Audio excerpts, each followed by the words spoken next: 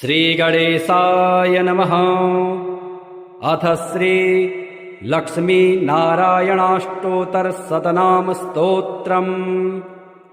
श्रीर्विष्णुः कमलासारङ्गे लक्ष्मीर्वैकुण्ठनायकः पद्मालया चतुर्बाहु क्षीराब्धे तनयाच्युतः इन्दिरा पुण्डरीकाक्ष रमा गरुडवाहनः भार्गवी शेषपर्यङ्को विशालाक्षे जनार्दनः स्वर्णाङ्गी वरदो देवी हरिरिन्दुमुखे प्रभुः सुन्दरे नरकध्वंसे लोकमाता मुरान्तकः भक्तप्रिया दानवारिः अम्बिका मधुसूदनः वैष्णवे देवकी पुत्रो रुक्मिणी केशिमर्दनः वरलक्ष्मी जगन्नाथः कीरवाणी हलायुधः नित्या सत्यव्रतो गौरी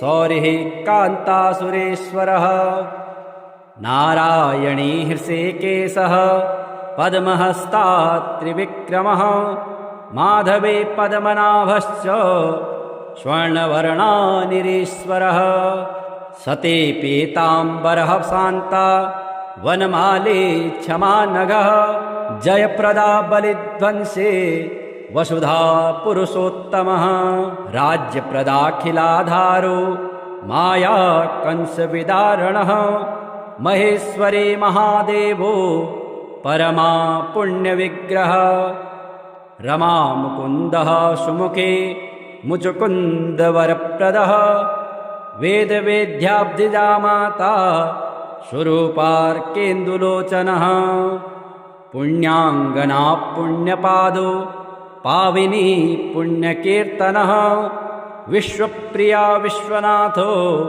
वाग्रूपी वासवानुजः सरस्वती स्वर्णगर्भो गायत्री गोपिकाप्रियः यज्ञरूपा यज्ञभोक्ता भक्ताभीष्टप्रदा गुरुः स्तोत्रक्रिया स्तोत्रकारः कुमारे सवर्णकः मानिनी मन्दरधरो सावित्री जन्मवर्जितः मन्त्रगोप्ती महेश्वासो योगिनी योगवल्लभः जयप्रदा जयकरः रक्षित्री सर्वरक्षकः अष्टोत्तरशतं नाम्नां लक्ष्म्या नारायणस्य च यः पठेत् प्रातरुत्थाय सर्वदा विजयी भवेत्। श्रीनिवास जगन्नाथ श्रीहरे भक्तवत्सल लक्ष्मीपते नमस्तुभ्यं त्राहि मां भवसागरात्। राधा रमण गोविन्द भक्तकामप्रपूरक नारायण नमस्तुभ्यं त्राहि मां भवसागरात्। दामोदर महोदार सर्वापत्तिनिवारण हृषिकेश नमस्तुभ्यं त्राहि मां भवसागरात्। गरुडध्वज वैकुण्ठ निवासिन् केशवाच्युत जनार्दन नमस्तुभ्यं त्राहि मां भवसागरात्। शङ्ख चक्र गदा पद्मधर श्रीवत्सलाञ्छन मेघश्याम नमस्तुभ्यं त्राहि मां भवसागरात्। त्वं माता त्वं पिता बन्धुः सद्गुरुस्त्वं दयानिधे त्वत्तोऽन्यो न परो देवस् त्राहि मां भवसागरात्। न जाने दानधर्मादि योगं यागं तपोजपं त्वं केवलं कुरु दयां त्राहि मां भवसागरात्। न मत्समो यद्यपि पापकर्ता न त्वत्समोऽथापि हि पापहर्ता विज्ञापितं त्वेतदशेषसाक्षिन् मामुद्धरार्थं पतितं तवाग्रे। श्रीर्विष्णुः कमलासारङ्गे लक्ष्मीर्वैकुण्ठनायकः पद्मालया चतुर्बाहु क्षीराब्धे तनयाच्युतः इन्दिरा पुण्डरीकाक्ष रमा गरुडवाहनः भार्गवी शेषपर्यङ्को विशालाक्षी जनार्दनः स्वर्णाङ्गी वरदो देवी हरिरिन्दुमुखी प्रभुः सुन्दरी नरकध्वंसी लोकमाता मुरान्तकः भक्तप्रिया दानवारिः अम्बिका मधुसूदनः वैष्णवी देवकी पुत्रो रुक्मिणी केशिमर्दनः वरलक्ष्मी जगन्नाथः कीरवाणी हलायुधः नित्या सत्यव्रतो गौरी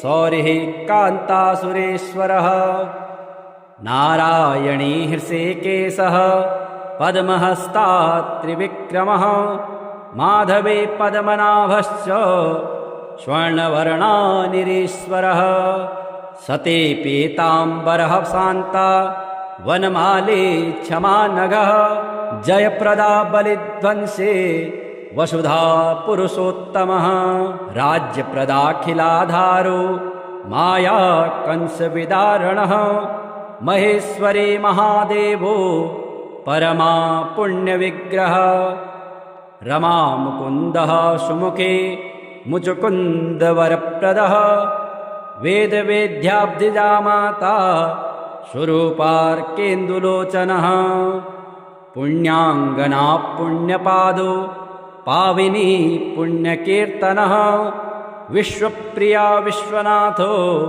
वाग्रूपी वासवानुजः सरस्वती स्वर्णगर्भो गायत्री गोपिकाप्रियः यज्ञरूपा यज्ञभोक्ता भक्ताभीष्टप्रदा गुरुः स्तोत्रक्रिया स्तोत्रकारः कुमारी सवर्णकः मानिनी मन्दरधरो सावित्री जन्मवर्जितः मन्त्रगोप्ती महेश्वासो योगिनी योगवल्लभः जयप्रदा जयकरः रक्षित्री सर्वरक्षकः अष्टोत्तरशतं नाम्नां लक्ष्म्या नारायणस्य च यः पठेत् प्रातरुत्थाय सर्वदा विजयी भवेत्। श्रीनिवास जगन्नाथ श्रीहरे भक्तवत्सल लक्ष्मीपते नमस्तुभ्यं त्राहि मां भवसागरात्। राधा रमण गोविन्द भक्तकामप्रपूरक नारायण नमस्तुभ्यं त्राहि मां भवसागरात्। दामोदर महोदार सर्वापत्तिनिवारण हृषीकेश नमस्तुभ्यं त्राहि मां भवसागरात्। गरुडध्वज वैकुण्ठ निवासिन् केशवाच्युत जनार्दन नमस्तुभ्यं त्राहि मां भवसागरात्।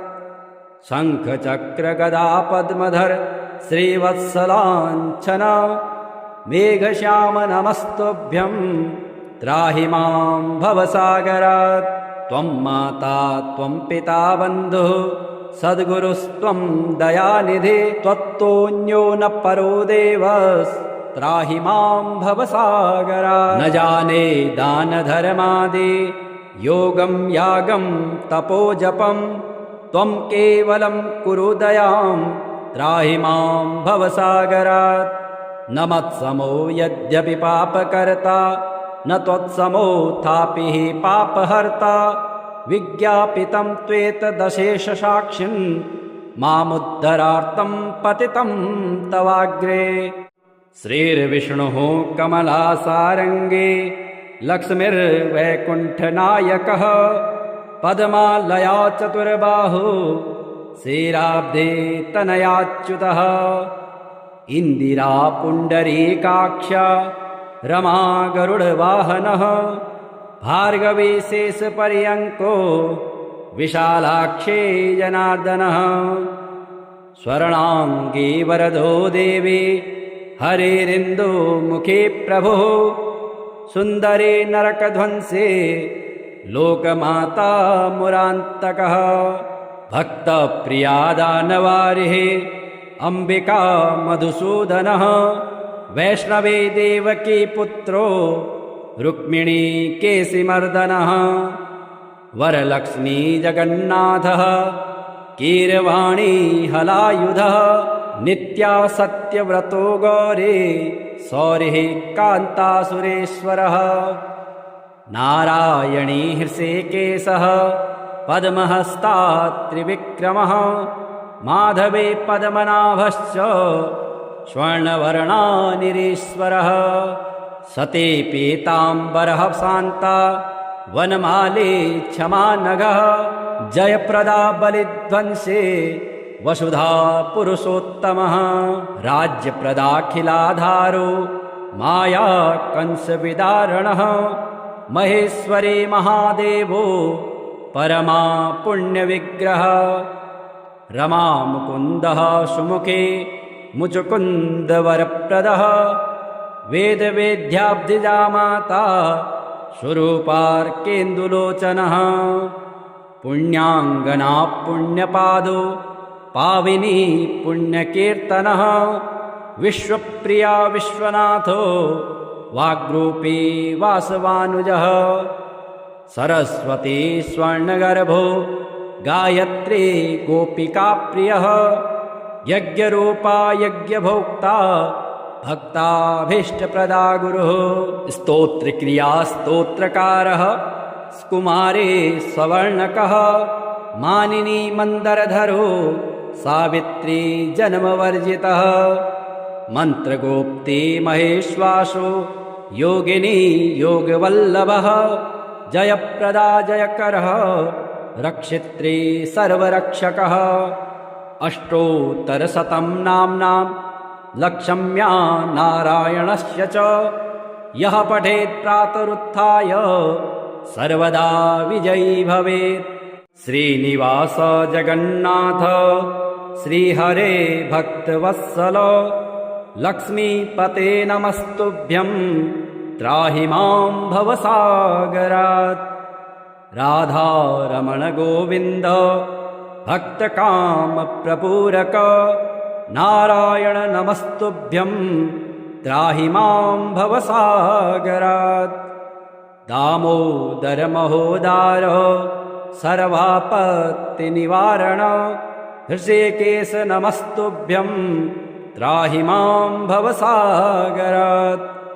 गरुडध्वज वैकुण्ठ निवासिन् केशवाच्युत जनार्दन नमस्तुभ्यं त्राहि मां भवसागरात्। शङ्ख चक्र गदा पद्मधर श्रीवत्सलाञ्छन मेघश्याम नमस्तुभ्यं त्राहि मां भवसागरात्।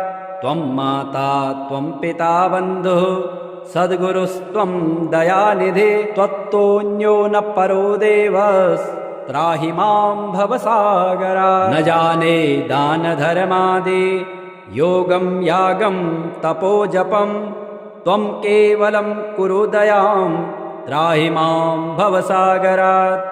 न मत्समो यद्यपि पापकर्ता न त्वत्समोऽथापि हि पापहर्ता विज्ञापितं त्वेतदशेषसाक्षिन् मामुद्धरार्थं पतितं तवाग्रे।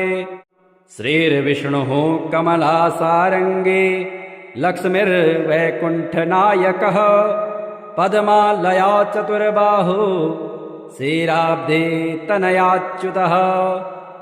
इन्दिरा पुण्डरीकाक्ष रमा गरुडवाहनः भार्गवी शेषपर्यङ्को विशालाक्षे जनार्दनः। स्वर्णाङ्गी वरदो देवी हरिरिन्दुमुखी प्रभुः सुन्दरी नरकध्वंसे लोकमाता मुरान्तकः। भक्तप्रिया दानवारिः अम्बिका मधुसूदनः वैष्णवे देवकी पुत्रो रुक्मिणी केशिमर्दनः वरलक्ष्मी जगन्नाथः कीरवाणी हलायुधः नित्या सत्यव्रतो गौरी सौरिः कान्तासुरेश्वरः नारायणी हृषीकेशः पद्महस्ता त्रिविक्रमः माधवे पद्मनाभश्च स्वर्णवर्णानिरीश्वरः सती पीताम्बरः शान्ता वनमाली क्षमा नगः जयप्रदा बलिध्वंसी वसुधा पुरुषोत्तमः राज्यप्रदाखिलाधारो माया कंसविदारणः महेश्वरी महादेवो परमा पुण्यविग्रह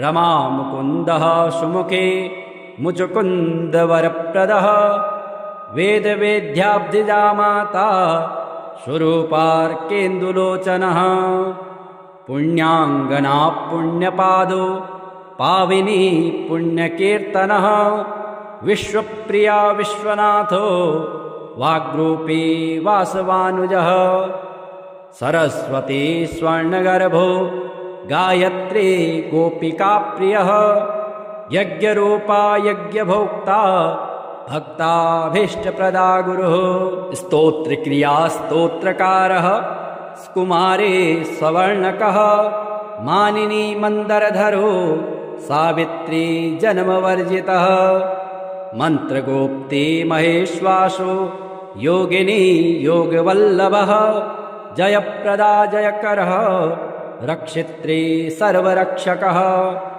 अष्टोत्तरशतं नाम्नां लक्ष्म्या नारायणस्य च यः पठेत् प्रातरुत्थाय सर्वदा विजयी भवेत्। श्रीनिवास जगन्नाथ श्रीहरे भक्तवत्सल लक्ष्मीपते नमस्तुभ्यं त्राहि मां भवसागरात्। राधारमण गोविन्द भक्तकामप्रपूरक नारायण नमस्तुभ्यं त्राहि मां भवसागरात्। दामोदर महोदार सर्वापत्तिनिवारण हृषीकेश नमस्तुभ्यं त्राहि मां भवसागरात्। गरुडध्वज वैकुण्ठ निवासिन् केशवाच्युत जनार्दन नमस्तुभ्यं त्राहि मां भवसागरात्। शङ्खचक्र गदा पद्मधर श्रीवत्सलाञ्छन मेघश्याम नमस्तुभ्यं त्राहि मां भवसागरात्।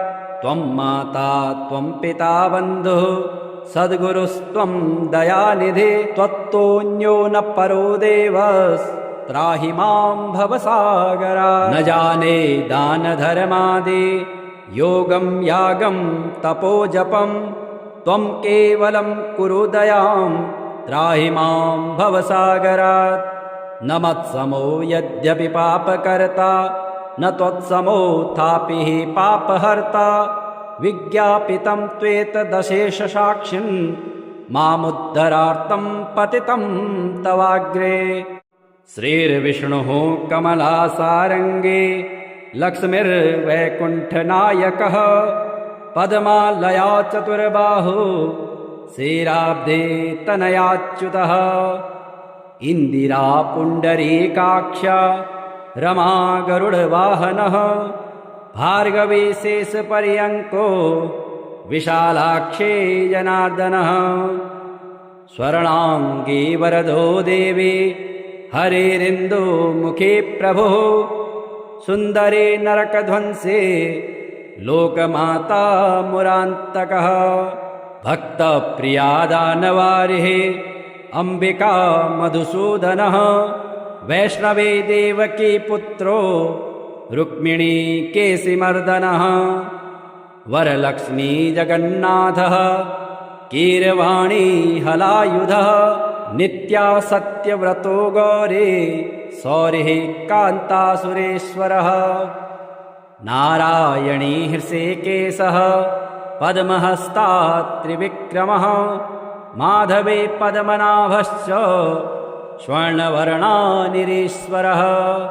सती पीताम्बरः शान्ता वनमाली क्षमा नगः जयप्रदा बलिध्वंसी वसुधा पुरुषोत्तमः राज्यप्रदाखिलाधारो माया कंसविदारणः महेश्वरी महादेवो परमा पुण्यविग्रह रमा मुकुन्दः सुमुखे मुचुकुन्दवरप्रदः वेदवेद्याब्धिजा माता स्वरूपार्केन्दुलोचनः पुण्याङ्गना पुण्यपादो पाविनी पुण्यकीर्तनः विश्वप्रिया विश्वनाथो वाग्रूपी वासवानुजः सरस्वती स्वर्णगर्भो गायत्री गोपिकाप्रियः यज्ञरूपा यज्ञभोक्ता भक्ताभीष्टप्रदा गुरुः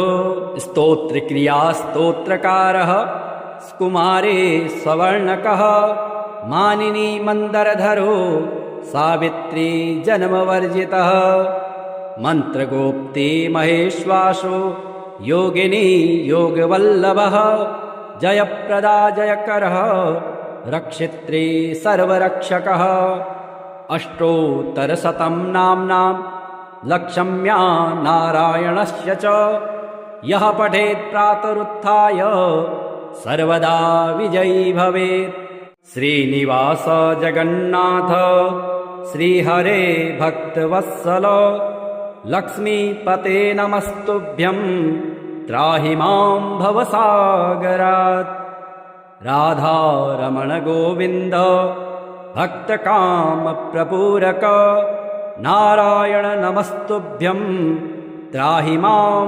भवसागरात् दामोदर महोदार सर्वापत्तिनिवारण हृषिकेश नमस्तुभ्यं त्राहि मां भवसागरात् गरुडध्वज वैकुण्ठ निवासिन् केशवाच्युत जनार्दन नमस्तुभ्यं त्राहि मां भवसागरात् शङ्खचक्रगदा पद्मधर श्रीवत्सलाञ्छन मेघश्याम नमस्तुभ्यं त्राहि मां भवसागरात् त्वं माता त्वं पिता बन्धुः सद्गुरुस्त्वं दयानिधे त्वत्तोऽन्यो न परो देवस्त्राहि मां भवसागरात् न जाने दानधर्मादि योगं यागं तपोजपं त्वं केवलं कुरु दयां त्राहि मां भवसागरात् न मत्समो यद्यपि पापकर्ता न त्वत्समोऽथापि हि पापहर्ता विज्ञापितं त्वेतदशेषसाक्षिन् मामुद्धरार्तं पतितं तवाग्रे श्रीर्विष्णुः कमलासारङ्गे लक्ष्मीर्वैकुण्ठनायकः पद्मालया चतुर्बाहु श्रीराब्धे तनयाच्युतः इन्दिरा पुण्डरीकाक्ष रमा गरुडवाहनः भार्गवी शेषपर्यङ्को विशालाक्षी जनार्दनः स्वर्णाङ्गी वरदो देवी हरिरिन्दुमुखी प्रभुः सुन्दरी नरकध्वंसी लोकमाता मुरान्तकः भक्तप्रिया दानवारिः अम्बिका मधुसूदनः वैष्णवी देवकी पुत्रो रुक्मिणी केशिमर्दनः वरलक्ष्मी जगन्नाथः कीरवाणी हलायुधः नित्या सत्यव्रतो गौरी सौरिः कान्तासुरेश्वरः नारायणी हृषिकेशः पद्महस्ता त्रिविक्रमः माधवी पद्मनाभश्च स्वर्णवर्णानिरीश्वरः सती पीताम्बरः शान्ता वनमाली क्षमा नगः जयप्रदा बलिध्वंसी वसुधा पुरुषोत्तमः राज्यप्रदाखिलाधारो माया कंसविदारणः महेश्वरी महादेवो परमा पुण्यविग्रह रमा मुकुन्दः सुमुखे मुचुकुन्दवरप्रदः वेदवेद्याब्धिजा माता स्वरूपार्केन्दुलोचनः पुण्याङ्गना पुण्यपादो पाविनी पुण्यकीर्तनः विश्वप्रिया विश्वनाथो वाग्रूपी वासवानुजः सरस्वती स्वर्णगर्भो गायत्री गोपिकाप्रियः यज्ञरूपा यज्ञभोक्ता भक्ताभीष्टप्रदा गुरुः स्तोत्रक्रिया स्तोत्रकारः कुमारे सवर्णकः मानिनी मन्दरधरो सावित्री जन्मवर्जितः मन्त्रगोप्ती महेश्वासो योगिनी योगवल्लभः जयप्रदा जयकरः रक्षित्री सर्वरक्षकः अष्टोत्तरशतं नाम्नां लक्ष्म्या नारायणस्य च यः पठेत् प्रातरुत्थाय सर्वदा विजयी भवेत्। श्रीनिवास जगन्नाथ श्रीहरे भक्तवत्सल लक्ष्मीपते नमस्तुभ्यं त्राहि मां भवसागरात्। राधारमण गोविन्द भक्तकामप्रपूरक नारायण नमस्तुभ्यं त्राहि मां भवसागरात्। दामोदर महोदार सर्वापत्तिनिवारण हृषिकेश नमस्तुभ्यं त्राहि मां भवसागरात्। गरुडध्वज वैकुण्ठ निवासिन् केशवाच्युत जनार्दन नमस्तुभ्यं त्राहि मां भवसागरात्। शङ्खचक्र गदा पद्मधर श्रीवत्सलाञ्छन मेघश्याम नमस्तुभ्यं त्राहि मां भवसागरात्। त्वं माता त्वं पिता बन्धुः सद्गुरुस्त्वं दयानिधे त्वत्तोऽन्यो न परो देवस् त्राहि मां भवसागरात्। न जाने दानधर्मादि योगं यागं तपोजपं त्वं केवलं कुरु दयां त्राहि मां भवसागरात्। न मत्समो यद्यपि पापकर्ता न त्वत्समोऽथापि हि पापहर्ता विज्ञापितं त्वेतदशेषसाक्षिन् मामुद्धरार्थं पतितं तवाग्रे।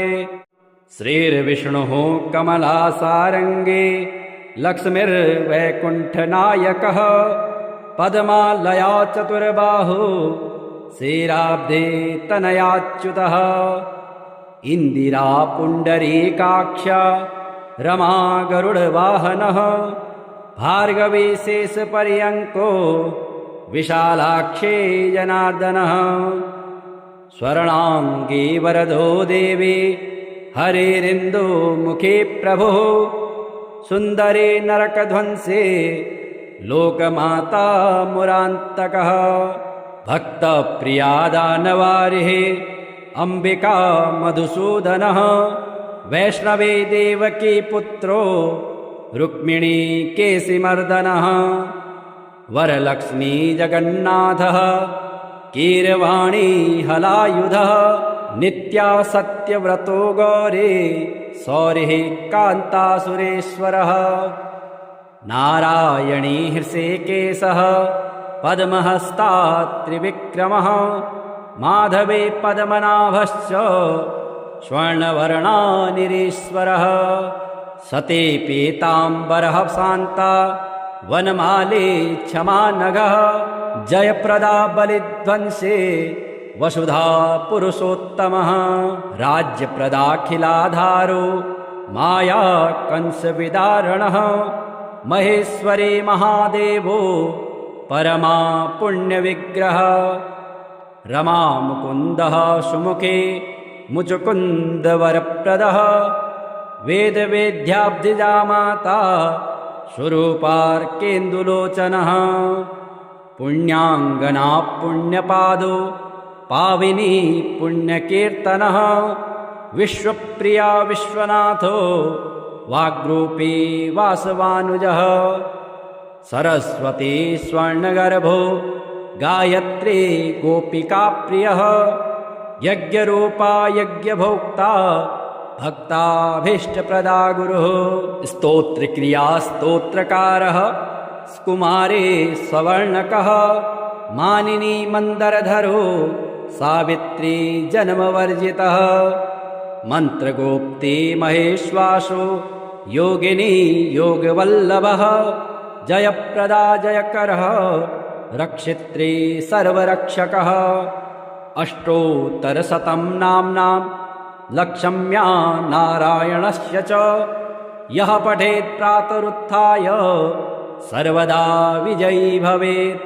श्रीनिवास जगन्नाथ श्रीहरे भक्तवत्सल लक्ष्मीपते नमस्तुभ्यं त्राहि मां भवसागरात्।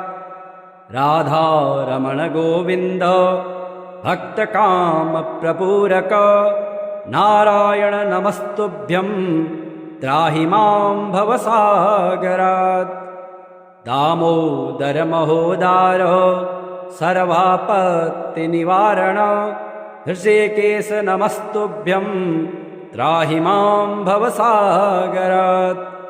गरुडध्वज वैकुण्ठ निवासिन् केशवाच्युत जनार्दन नमस्तुभ्यं त्राहि मां भवसागरात्। शङ्खचक्र गदा पद्मधर श्रीवत्सलाञ्छन मेघश्याम नमस्तुभ्यं त्राहि मां भवसागरात्। त्वं माता त्वं पिता बन्धुः सद्गुरुस्त्वं दयानिधे त्वत्तोऽन्यो न परो देवस्त्राहि मां भवसागरात्। न जाने दानधर्मादि योगं यागं तपोजपं त्वं केवलं कुरु दयां त्राहि मां भवसागरात्। न मत्समो यद्यपि पापकर्ता न त्वत्समोऽथापि हि पापहर्ता विज्ञापितं त्वेतदशेषसाक्षिन् मामुद्धरार्थं पतितं तवाग्रे।